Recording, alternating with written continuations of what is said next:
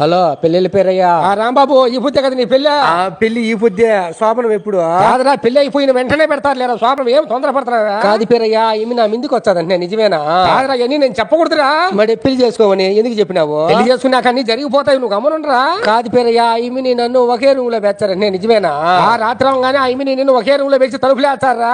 కాదు పేరయ్యా, ఈమె నేను ఈదులో పడుకుంటాం పేరయ్యా. కాదురా, ఈదులో పడుకొని శోభనాలు చేసుకుంటే చూసే వాళ్ళు నవ్వుతారా?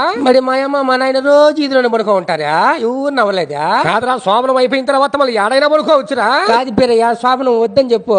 కాదురా, నీకు పిల్లోడు పిల్లగా వద్దు నీక. ఇంకా ఇమ్మిని చేసుకుంటా, ఇంకేం వద్దని చెప్పు. కాదురా, మీకు ముద్దో ముచ్చటాన్న పెట్టమంటారా నువ్వా? నాకు పువ్వు చేసి పెడితే చాలు పేరయ్యా. కాదురా, రోజు బువ్వే తింటా ఉంటా. ఐమిన్ తినవా ఒక రోజన్నా? నాకు వద్దు పేరయ్యా శోభనమా. యాడ్స్ కాకరా. మా ఎత్త చెప్పింది నేను ఒకే దుప్పట్లో పడుకోవాలంట పేరయ్యా. కాదు, పనుకోరా. నాకు ఉబ్బ పెడతాది, నేను ఈదులో పడుకుంటా. కాదురా, పెళ్ళైన కొత్తలో ఎవరు చోట పడుకోవాలరా, అట పనుకోకూడదు. అట్టయితే మా తాత వాళ్ళ ఊరికి పోయి పడుకుంటాలే పేరయ్యా. కాదురంగా ఐమికి ముద్దు ఊరు పెట్టారా? ఏమి మీకు వాళ్ళ చుట్టాలు ఎంతమంది లేరు? తప్పురా, మాట మాట్లాడకూడదు. ముద్దు నువ్వే పెట్టాలరా. నాకు భయం పేరయ్యా. పెళ్ళైన తర్వాత శోభనం ఖచ్చితంగా చెయ్యాలరా. కాదు, ఏమిటి ఏడుస్తావా? శోభనం వద్దని చెప్పారయ్యా.